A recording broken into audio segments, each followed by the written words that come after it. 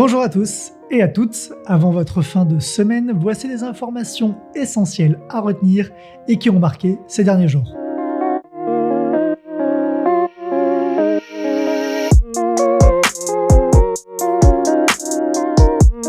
Le gouvernement du Manitoba va fournir une aide financière de 1,2 million de dollars pour les résidents de Lions Place, la résidence pour personnes âgées située au centre-ville avenue Portage, qui compte 287 unités.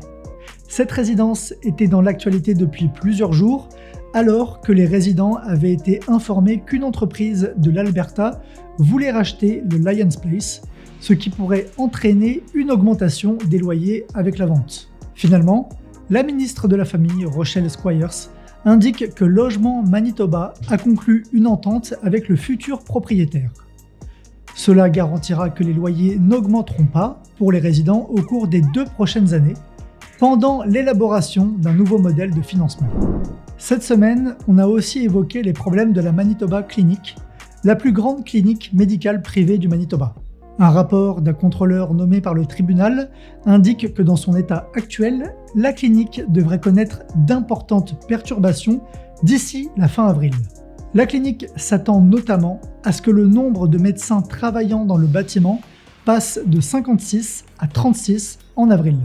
Le directeur exécutif, Keith McConnell, explique que la perte de médecins est en grande partie due à une forte concurrence. Le tribunal a accordé à la clinique une prolongation de son sursis jusqu'à la fin du mois d'avril pour lui donner plus de temps pour trouver de nouveaux locataires, rassembler la comptabilité financière de 2022 et finaliser un plan de restructuration. L'établissement reviendra devant le tribunal pour rendre compte de ses progrès le 21 avril.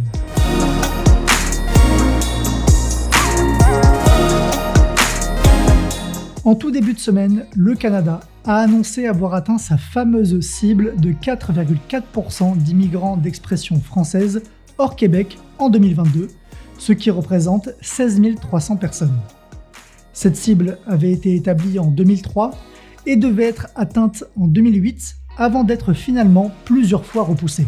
Nous avons atteint notre cible, il s'agit d'un moment important et cela reflète l'importance et la contribution des immigrants d'expression française à la vitalité et à l'épanouissement des communautés francophones hors Québec, a déclaré Sean Fraser, ministre de l'Immigration, des Réfugiés et de la Citoyenneté.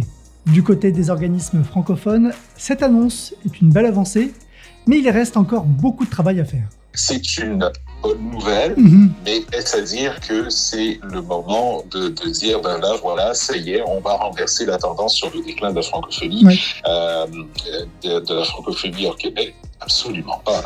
La réalité est que aujourd'hui, le monde de 2003 et la francophonie canadienne de 2003 n'est plus du tout celle d'aujourd'hui. La FCFA a d'ailleurs proposé la cible de 12% dès l'an prochain. Toujours au Canada, le Premier ministre Justin Trudeau a annoncé la nomination d'Amira El-Gawabi à titre de première représentante spéciale du Canada chargée de la lutte contre l'islamophobie. La nomination de Madame El-Gawabi au poste de première représentante spéciale du Canada chargée de la lutte contre l'islamophobie est une étape importante dans notre combat contre l'islamophobie et la haine sous toutes ses formes, a dit le Premier ministre. Amira El-Gawabi dirige actuellement les communications stratégiques et les campagnes de la Fondation canadienne des relations raciales. Elle est aussi membre du groupe consultatif sur la transparence de la sécurité nationale. Cette annonce a été marquée par plusieurs critiques venues notamment du Québec. Amira El-Gawabi a tenu en 2019 des propos qui ont pu décrire une partie des Québécois ayant un sentiment anti-musulman. Malheureusement, la majorité des Québécois semble influencée non pas par la primauté du droit, mais par un sentiment anti-musulman, avait-elle écrit dans une chronique publiée dans l'Ottawa Citizen. Jean-François Roberge, ministre québécois responsable de la laïcité et des relations canadiennes, souhaite des excuses. Je trouve ça douteux comme choix d'avoir cette personne-là qui semble être animée d'un sentiment anti-québécois pour avoir un poste au gouvernement fédéral. Je pense qu'elle doit retirer ses propos, s'excuser pour les propos qu'elle a tenus, a-t-il dit.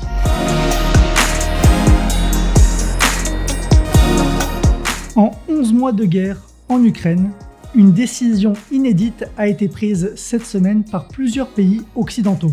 Les États-Unis, l'Allemagne et la Pologne notamment se sont engagés à livrer des chars lourds à l'Ukraine. Le Canada a aussi fait un geste dans ce sens en faisant don de 4 de ses chars Léopard 2.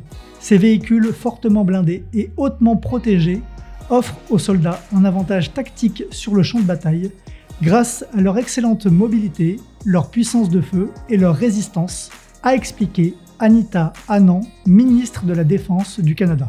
Selon des experts, la crainte d'une escalade militaire avec Moscou était pour beaucoup dans les hésitations du camp occidental à fournir des chars à Kiev. Voilà, vous savez maintenant toutes les informations essentielles avant votre fin de semaine. Merci, à la semaine prochaine.